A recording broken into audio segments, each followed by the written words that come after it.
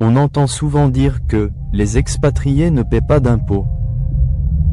Bonjour et bienvenue dans notre rubrique « Une idée reçue sur la fiscalité » présentée par Dr Joël Traoré. Aujourd'hui, nous allons déconstruire cette croyance très répandue. Beaucoup pensent qu'en vivant à l'étranger, on échappe totalement aux impôts. Pourtant, la réalité est plus complexe. Tout dépend de votre résidence fiscale, du pays où vous vivez, et des conventions internationales.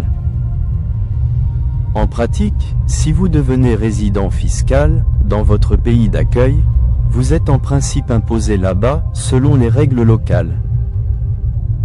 Mais cela ne veut pas dire que votre pays d'origine vous oublie complètement. Certains revenus de source y restent imposables, même si vous n'y résidez plus. C'est le cas par exemple des revenus immobiliers générés par un bien situé dans votre pays d'origine, mais aussi parfois de dividendes ou de plus-values. Il existe aussi un cas particulier, celui des paradis fiscaux.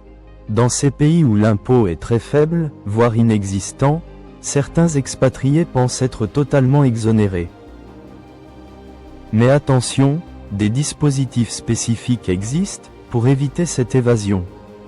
En France, par exemple, il y a ce qu'on appelle l'exit tax.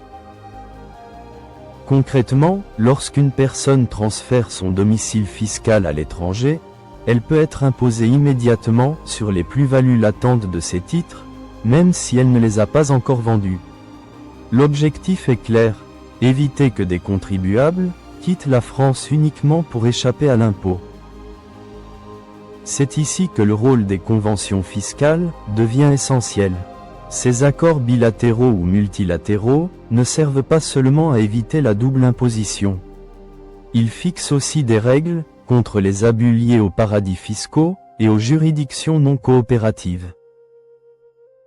Plus largement, les nouvelles règles de la fiscalité internationale, issues notamment du cadre inclusif de l'OCDE, sur l'érosion de la base fiscale et le transfert de bénéfices, BEPS, cherche à renforcer la transparence, limiter l'évasion fiscale et imposer une taxation minimale, même dans les pays à fiscalité très faible. En résumé, être expatrié même dans un paradis fiscal, ne signifie pas être exonéré d'impôts. Tout dépend de votre situation personnelle, de vos sources de revenus, et des règles fiscales, qui s'appliquent entre les pays concernés. Et vous, aviez-vous aussi cette idée reçue? Connaissiez-vous réellement les règles applicables aux expatriés et aux paradis fiscaux? Partagez votre avis ou vos expériences en commentaire. Merci pour votre écoute. Si ce contenu vous a apporté un éclairage utile, abonnez-vous, réagissez et partagez autour de vous. À très bientôt pour un nouveau rendez-vous de Une idée reçue sur la fiscalité.